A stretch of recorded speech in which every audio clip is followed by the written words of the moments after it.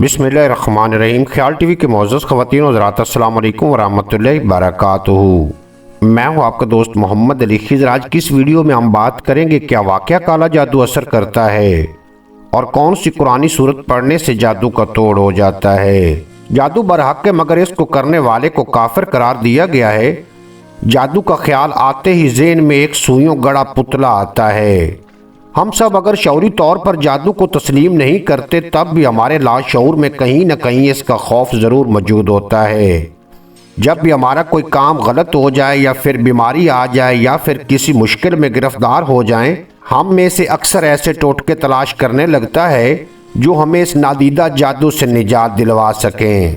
आज के साइंसी दौर में जब कि हर चीज़ बहुत ज़्यादा वाज़ेह होती जा रही है, फिर भी हमारे कुछ घरानों में ताहम परस्ती और कम इल्मी अपने पूरे तमतराक के साथ मौजूद है। हर बिगड़ा काम हमें अपने किसी दुश्मन की कारस्तानी दिखाई देता है, जिसमें खुदा न खास्ता अमल का ज़ाया हो जाना, रिश्ता ना होना, कारोबार में नुकसान, घरेलू झगड़े वगैरह वगैरह जैसे मामलात में हमारा ध्यान फौरी तौर पर जादू ही की तरफ जाता है।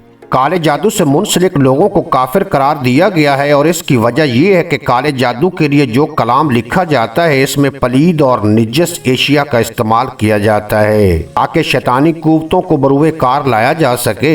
इस बात को तस्लीम करना पड़ेगा कि ज़्यादातर अफराद जो इस वहम में मुब्तला होते हैं दर हकीकत इस मामले में सिर्फ इसलिए मुलव्वस होते हैं कि इनको लगता है कि इन पर किसी ने जादू करवा रखा है और वो इसका तोड़ करने के लिए किसी आमिल का सहारा लेते हैं।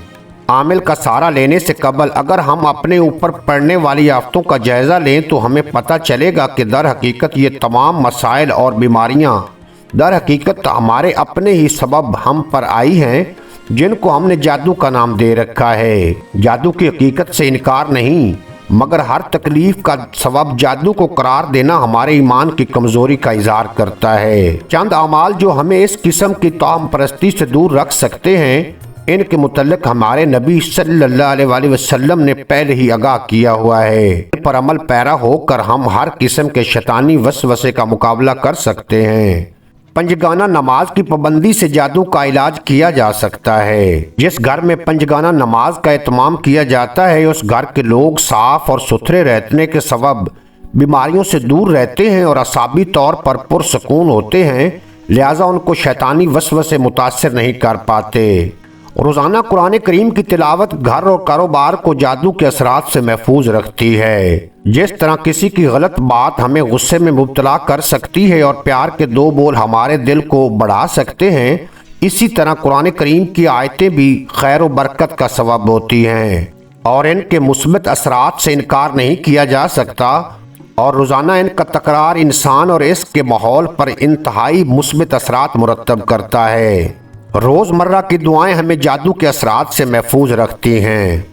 आयतुल कुर्सी और सूरत वन्नास के साथ साथ सूरत फलक का विर्द ऐसे जादुई कलमात हैं जिनके विर्द से अल्लाह ताला पढ़ने वाले को और इसके इर्द गिर्द के माहौल को ना सिर्फ पाक साफ रखता है बल्कि तमाम शैतानी कुव्वतों से तहफ़्फ़ुज़ फराहम करता है। उम्मीद है आज की ये बॉक्सर वीडियो आपको पसंद आएगी। अगर वीडियो पसंद आई हो तो चैनल को सब्सक्राइब फरमा के बेल नोटिफिकेशन को प्रेस करना ताकि मुस्तकबिल में अपलोड होने वाली तमाम वीडियो बर वक्त आप तक पहुँचती रहें।